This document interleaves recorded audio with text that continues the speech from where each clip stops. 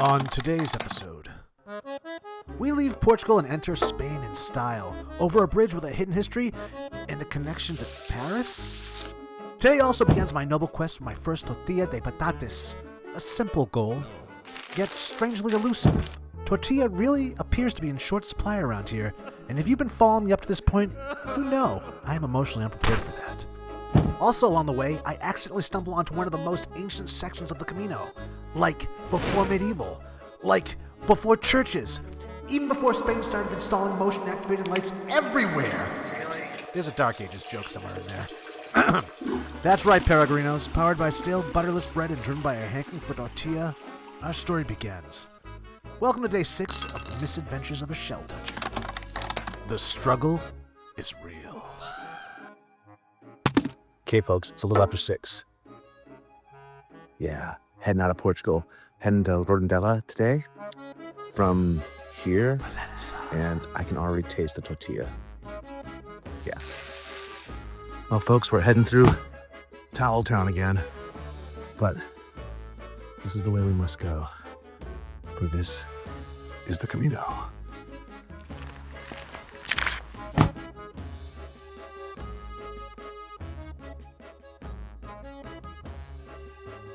Stretching before your Camino is not optional. It just pretends to be. You are about to walk for hours using the same muscles over and over. If you start cold, your body will absolutely remind you later. Trust me. Usually around kilometer 10, usually in a very dramatic way. A few minutes of stretching wakes everything up. Calves, hips, hamstrings, ankles. It helps you walk smoother, step cleaner, and complain less by second breakfast. And that's how we roll. And now we're about ready to storm Towel Town. Let's do this. So far, so good, people. No towels. There are 0 towels on offer right now. It's really funny, though. It's like exit through the gift shop. This is the Camino, kind of. Though Neo Ninja's saying otherwise. The arrows are pointing you through the towel shop. Clever people. No towels now.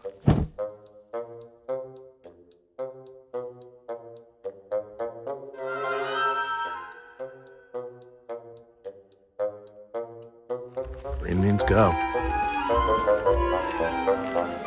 Or walk. Oh.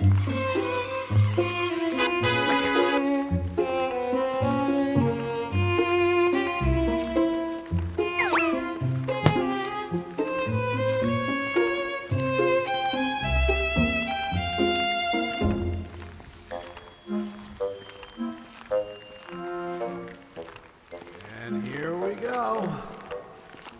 Inside the fort, the storefronts and houses feel glued together, like matchbooks standing on end. I catch myself smiling, imagining the long-lost alleyways of Oz looking something like this. What really gets me is this sign. The only sign in English on what will probably be a busy street in just a few hours reads, Sugarloaf, the very same name of the mountain I trained on every day back home. Camino coincidences like this never stop surprising me. They only assure you are exactly where you were meant to be, I wager. From the very start, there is something magical about this morning, something that feels almost ritualistic. I'm not just leaving a town, I'm leaving a country. Portugal behind me, Spain ahead. And ominous. Moving through the ancient fortifications, through dark medieval tunnels and stairwells that still have yet to be painted with the light of the new day, this crossing feels earned. Every border should feel like this, like you worked for it. I step into the path of the rising sun, then back into the shadow. And then suddenly there it is, a light at the end of the tunnel. At this point, I would usually feel a little cliché. Instead, it feels as if the ceremony is complete. The sun is now born. Or maybe I'm getting this wrong, and it's actually me. Born again. To a new day. You have to admit, I timed that perfectly. It's 7:30, folks. It is the end of July.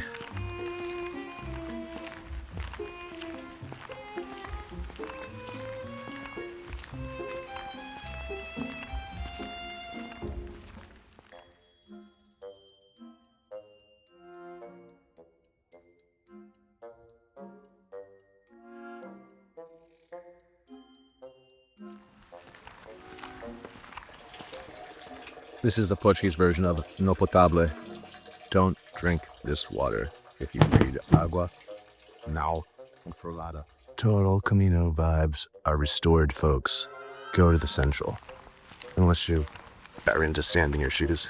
But look, it spits you right back out onto the street. I'm loving this. Spain, here we come.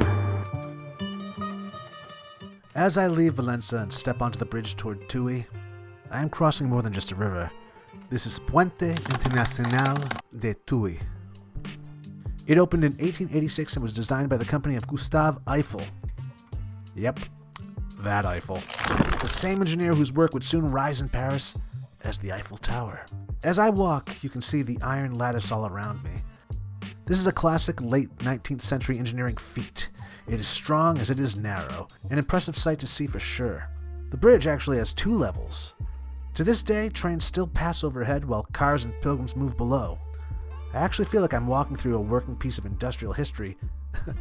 Probably because I am. Again. The Minho River beneath my feet has marked the border between Portugal and Spain for centuries.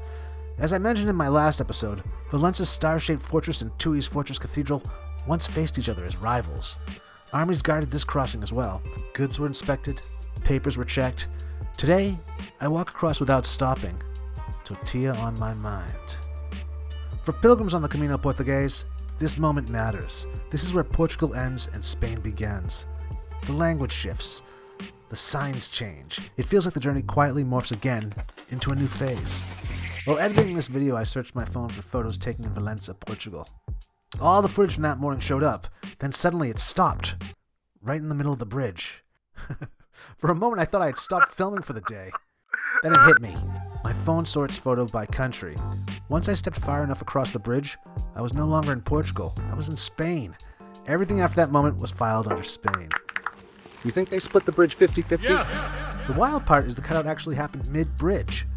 No sign, no checkpoint, just a quiet reminder that this river still marks a real border. Even today. Even when you can't see it. But your phone can. Here we are, folks. Here we are. Gracias a Santiago. De nada. First person that walked by me in Spain, I greeted with, some Spanish. He answers me in Portuguese. The cobbles never felt so good underfoot as I climbed uphill through the ancient alleys of Tui, playing an impromptu game of hide-and-seek with the sun. One moment I am in the shadow between stone walls, the next, light spills over rooftops and catches me again. The trail here is marked so well you almost feel guided. Yellow arrows, shell markers, quiet confirmations at every turn. It lets you just relax and walk, even as you wind through medieval streets that have seen centuries of pilgrims before you. I have always believed the Camino was one of the last great adventures, but today it felt different. Climbing through the fortifications instead of simply walking past them added weight to every step. You feel the history. You earn the view. And all of this, by the way, is happening on an empty stomach. I am still holding out for my first tortilla of the trip. Somehow, that makes the climb feel even more heroic. Today was not just a walk. It was something epic. Then suddenly I was standing in front of something that was straight out of a fairy tale. Perched high above the Minho River, the fortress cathedral of Santa Maria de Tui stands like a welcome and a warning at the same time.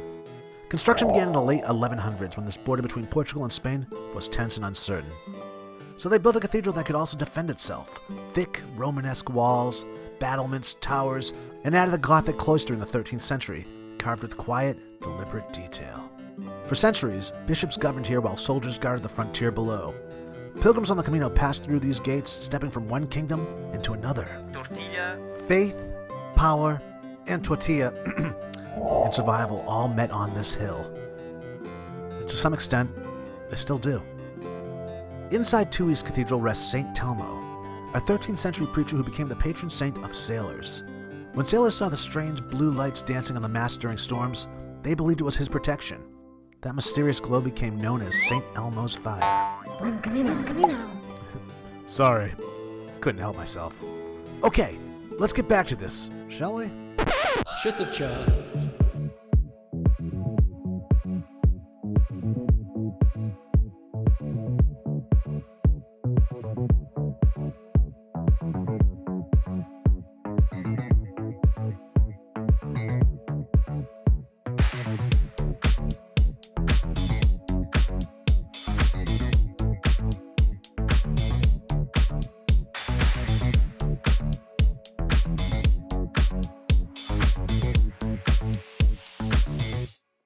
Then I stumbled upon my first bar, Ideas Peregrinas Albergue, Cafe and Store. They're sure to have tortilla. No tortilla. However, there is coffee.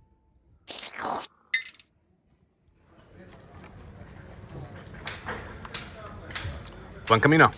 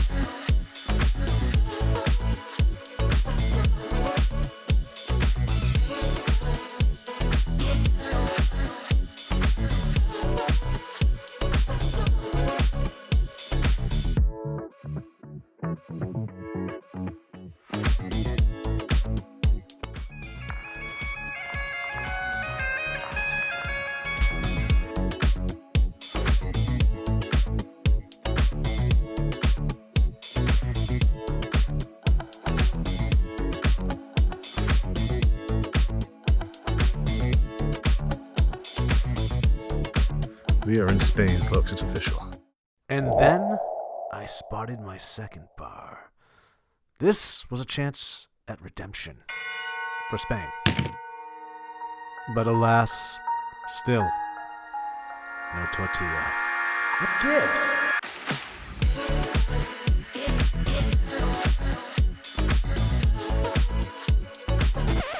And then there it was, a tortilla oasis. So it took almost all day to finally find my first tortilla. Can you believe that? It's crazy pants. But I'm still walking to Redondela. I don't know where I am right now. I'm at this small bar in the middle of nowhere. But I accidentally spilled water all over my feet. It's a long story. Maybe I'll get into it, maybe I won't. But so now I'm changing my socks. And as you can see, there's sheep's wool in there, which kind of is like felted in there from walking on them all day. So I have to be careful pulling this off the sock because it can pull at the threads in the sock. This is actually a really good tip. Sheep's wool works great for padding and blister prevention, but after a full day of walking, the fibers get pressed deep into your sock. That's why it doesn't slip, but it also means you cannot mindlessly just rip it out at the end of the day. Ease it out slowly, or you risk pulling the knit out of the weave and wrecking your socks. Then, as I walked past these stones, I thought they might be prehistoric. It's then I noticed the sign beside them. These are actually Roman milarios, or Roman milestones. Nearly 2,000 years ago, this marked Via 19, a major Roman road that connected Braga to Astorga. These milestones were likely set during the reign of Trajan in the early 2nd century AD. That means I'm walking the very same corridor used by Roman soldiers, traders, and messengers long before the Camino ever existed. Moments like this remind you that the Camino Portugués is truly layered in history. Now let's get there! Well, it's been a pretty smooth sailing day. It is about 2:20. I've been walking since, well, this morning, trying to find tortilla in Spain, proving harder than what I expected. But hey, I finally found some, and it was beefy.